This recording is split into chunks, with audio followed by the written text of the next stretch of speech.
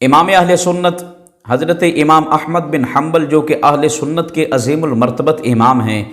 آپ نے ارشاد فرمایا کہ لیلۃ القدر کی رات سے جمعۃ المبارک کی رات افضل ہے۔ جب آپ نے یہ ارشاد فرمایا تو آپ سے پوچھا گیا، حضور لیلۃ القدر کی رات سے جمعۃ المبارک کی رات کے افضل ہونے کی آخر وجہ کیا ہے؟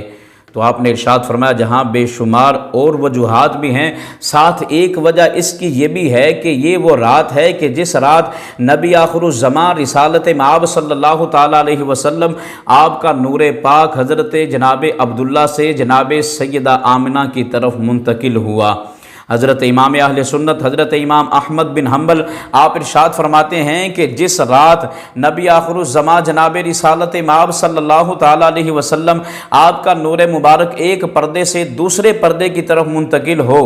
وہ رات اگر لیلۃ القدر کی رات سے افضل ہے، اس رات کی خاصیت کیا ہے کہ اس رات میں میرے آقا کا نور ایک پردے سے دوسرے پردے کی طرف منتقل ہوا۔ جو جس گھڑی میں میرے آقا کا نور ایک پردے سے دوسرے پردے کی طرف منتقل ہوا، اگر وہ رات لیلۃ القدر کی رات سے افضل ہے تو حضرت امام احمد بن حنبل ارشاد فرماتے ہیں کہ وہ رات جس رات یہ نور مصطفیٰ حق نما پردوں سے نکل کر عالم انسانیت میں ظاہر ہوا، جس رات یہ نور مصطفیٰ اس کائنات کے اندر ظاہر ہوا، جس رات اس نور نے اس کائنات کے اندر اپنا قدم رکھا، فرمایا جس رات نبی آخر الزمان جناب رسالت مآب صلی اللہ تعالیٰ علیہ وسلم آپ نے اپنا نورانی قدم اس دھرتی کے سینہ پہ رکھا، اس وقت کہ جب اس کائنات میں کفر اور شرک کا اندھیرا ہی اندھیرا تھا، جس جانب دیکھو کفر اور شرک کا ہی ڈیرا تھا، تو میرے آقا نبی آخر الزمان جناب رسالت مآب صلی اللہ تعالیٰ علیہ وسلم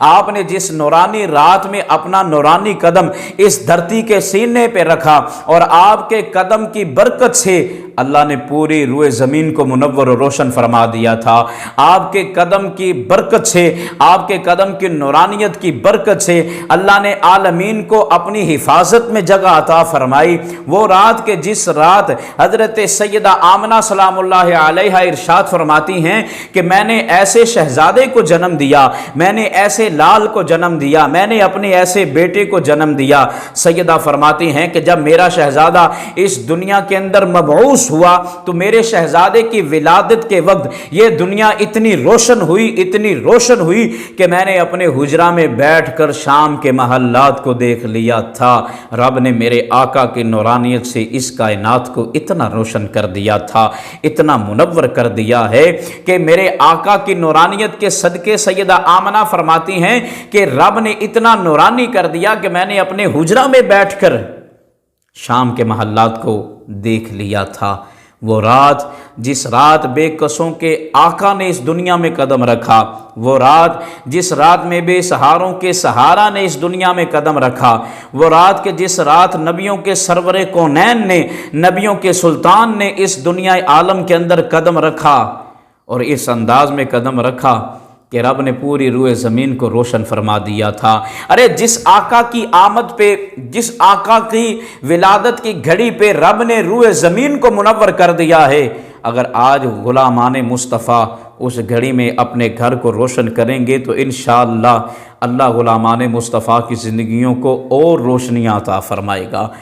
اے میرے محبوب کا کلمہ پڑھنے والوں، اے میرے محبوب کی غلامی کا نعرہ لگانے والوں، اے میرے آقا سے اپنی محبت کا رشتہ قائم کرنے والوں، اے میرے آقا سے اپنی غلامی کا رشتہ قائم کرنے والوں،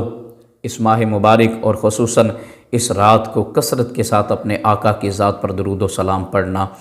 پانچوں وقت نماز پڑھ کے جس قدر ہو سکے محافل میلاد کا انعقاد کر کے یا محافل میلاد میں شرکت اختیار کر کے آقا کی ذات پر درود و سلام پڑھنا، اگر ہو سکے تو رات کے آخری حصے میں عالم تنہائی میں اپنے آقا کی ذات پر تصورات کی دنیا میں مدینہ پاک کو لا کر اپنے آقا کی ذات پر درود و سلام پڑھنا، انشاءاللہ اللہ سارا سال آپ کو سلامتیاں عطا فرمائے گا۔ میرا مالک سارا سال آپ کو اپنی حفاظت کے سائے میں جگہ عطا فرمائے گا۔ میرا مالک اپنے محبوب کے نالین کے صدقے سارا سال آپ کی حاجات کو شرف قبولیت عطا فرمائے گا۔ اللہ ہم سب کا حامی و ناصر ہو۔